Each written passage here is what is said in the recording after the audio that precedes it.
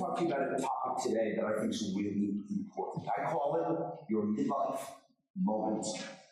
But before I go there, I want to talk to you about what midlife is about.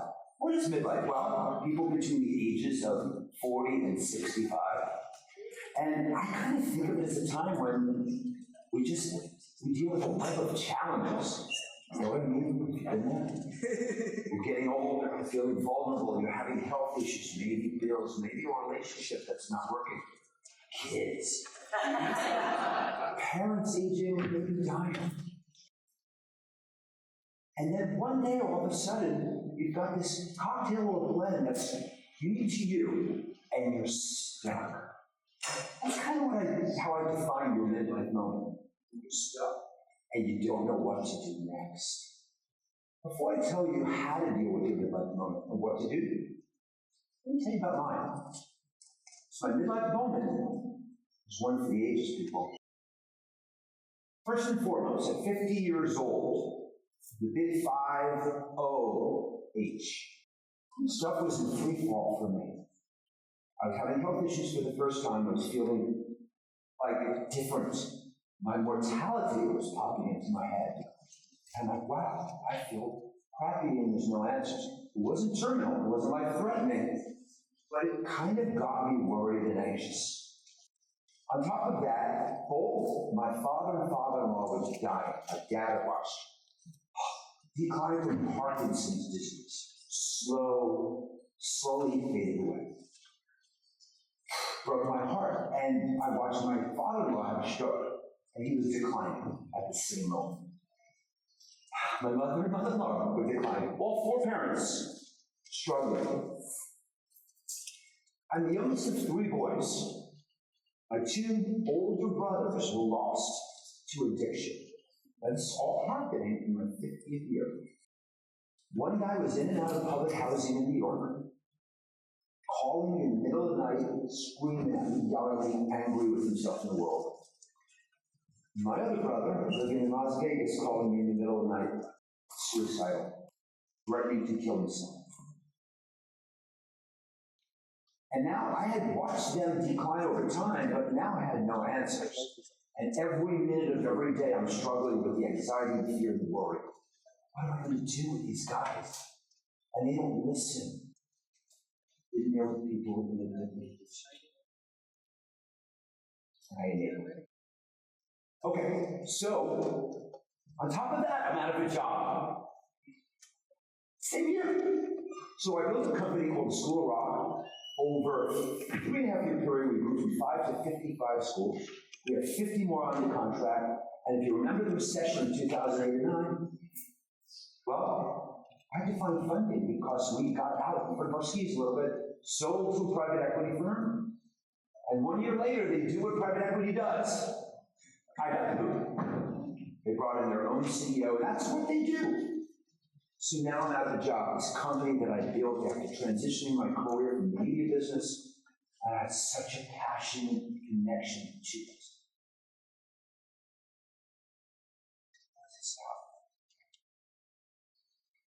And then there's Alex, my 16-year-old, severely autistic, nonverbal, disabled son, has a complete psychiatric breakdown. Alex declined over a 3-month period of time. He got kicked out of the school that he was in that cared for the most serious kids. Came home, we didn't know what to do. She pulled the hair out of his head, Dan. We had to get him to a hospital because he needed critical care. They got him to a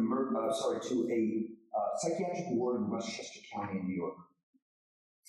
And that night, we left him there. He was looking up at me, shackled down in the bed. Couldn't talk. Couldn't say, Dad, what's going on? What do I do? You could see the fear in his eyes. And there were drug addicted teens here and suicidal teens in my little bed. I went home that night.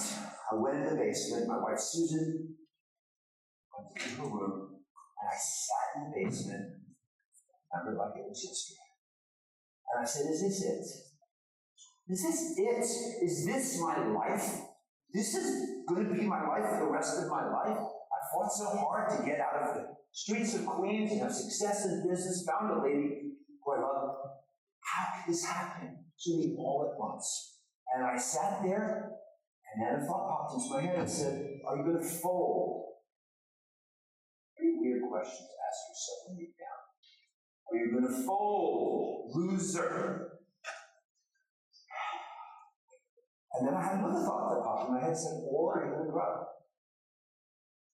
Grow or fold. Grow or fold. In that moment became my mantra. I never discussed it with anybody. I didn't know what I was going to do the next morning, but I knew I was going to get in the game and figure it out. Grow or fold is also the title of my new book. It comes out in January. I hope you have a chance to check it out. So, not sure that your midlife moment is exactly mine. But you know it when you're there. And it's defined by this moment when you do not know what to do next. There's fear, there's anxiety, there's worry, maybe depression, maybe alcohol, maybe other things. So what do you do? Let me tell you what I do, and I think that might be. I had this novel idea, which I thought was novel. Why don't you treat yourself like a business? Treat yourself like a business. What does that mean? Well, first of all, it means get emotional about what you're dealing with.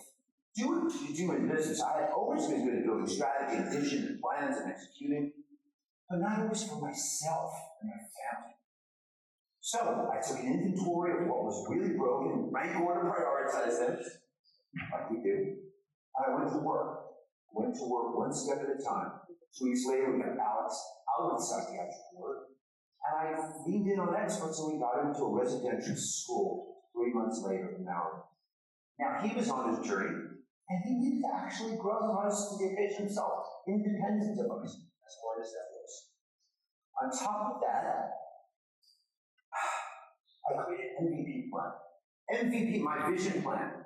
So this was going to be my only time in midlife, my only time to figure out what I wanted the future to look like when I was over 65. I went to work on myself. I invested in my growth. There's 3 areas of growth that I invested in. Functional growth. How do I get better, smarter, and build a better toolkit to manage my life? Emotional growth. How do I deal with you? Drug-addicted brothers.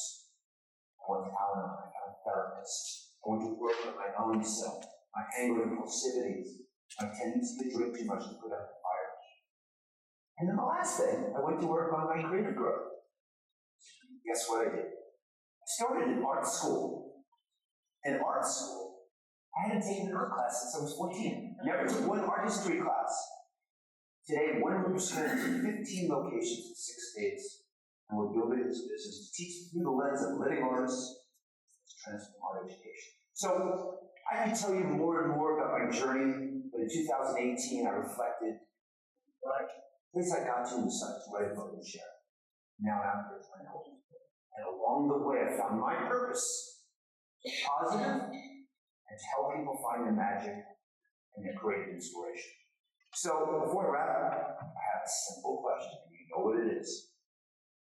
When you're facing your midlife moment, as they say, what you going to do? You're going to fold, or you're going to grow. Lean in on growth, invest in yourself like a great company, figure out your plan, get great people in your life, and go to work with it.